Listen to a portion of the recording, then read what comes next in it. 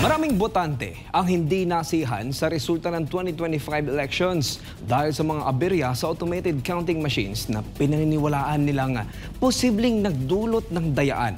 Panawagan ng ilan sa Commission on Elections ay isagawa ang manual voting upang masiguro ang integridad ng halalan. Si Jason Rubico magbabalita.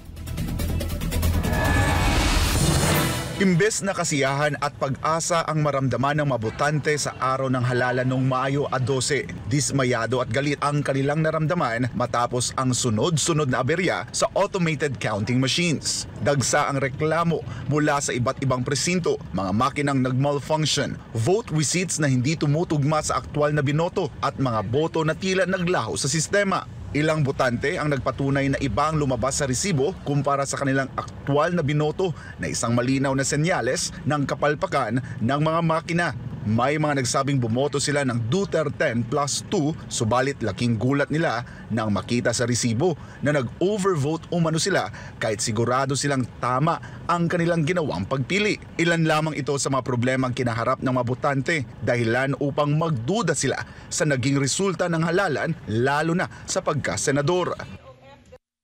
Parang mayroong ukus-pukus na nangyari. Kasi di ba binalita nga sa ibang mga social media na mayroong tumatas na biglang nagbawas yung counting nila.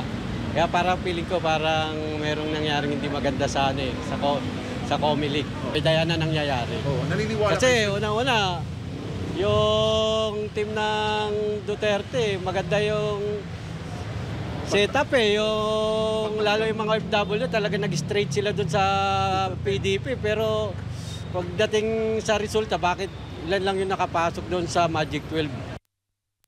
Sa tingin ko, meron sa ibang lugar siguro meron. Kasi sa amin, meron dayan doon. Kung ano yung binoto mo, iba naman pala yung lumalabas. Kasi sa lugar namin, meron ganyan nangyari. Yung binoto niya, iba lumabas. Din merong dayan din, meron ding kutob ko, meron din siguro na dayan na nangyari. Iba kasi, nakita ko sa Facebook, nakita ko social media, may mga na hindi rin nanalo na binoto nila. Mga na makina, 'di ba, may sumasablay na makina. Naguluhan din ang ilang botante sa pagkapanalo ng ilang kandidato na sa tingin nila ay hindi naman dapat nakapasok sa Magic 12. Yung nakakapagtaka yung kay Kiko Paano nakapasok? Yung mga dalawang yung mga nilampaso na yun ng nakarang eleksyon nagtataka yung mga kaibigan, bakit nakapasok lalo-lalo na si Kiko. Maraming lumabas na hindi dapat Kiko Pangilinan. Hindi ko kontento sa nila. Hindi maganda ang pagkalabas na ngayon, Comelec. Sa gitna ng mga isyong ito, lumakas ang panawagan ng mga botante para sa manual voting. Para sa kanila, sapat na ang mga kapalpakan ng automated counting machines na nagdulot ng kalituhan, pagkadismaya at pagdududa sa resulta ng halalan. Ang dating pananabik na bumoto ay napalitan ng pangamba na baka hindi mabilang ng tama ang kanilang boto o mas masahol pa, mabura ito sa sistema. Para sa kanila, mas mainam ng gumugol ng oras at pawis sa manual counting kaysa magtiwala sa makinang nagdulot na ng matinding pagdududa. Mas maganda para makita talaga yung discrepancy ng makina at yung papel, yung manual. Para mawala yung doubt ng mga tao.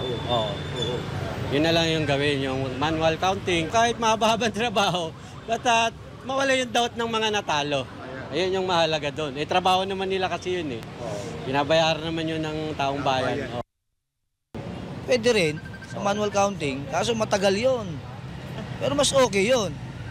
Mas matrabaho nga lang. Sa Comelec na ang bahala dyan. Dapat Comelec ang mamahala dyan.